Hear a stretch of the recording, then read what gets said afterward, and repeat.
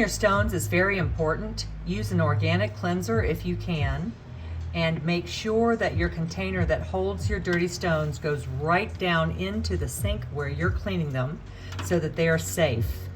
All the dirty stones get laid out in here, and once you get them down in the sink, then you can pull your Joya stones out. Make sure that you just take them out, lay them down in, and then you're going to clean them inside and out with the organic cleaner, maybe a light brush, a toothbrush. When you go through each stone, clean it, let the water just drain off the energies that have gotten attracted to this stone. Use a lukewarm water. Then when you drain them out on the countertop, be sure to take the inserts of the Joya out, lay them out to dry. Lay your Joya roller upside down so all the water drains out, and then all your stones get laid out individually.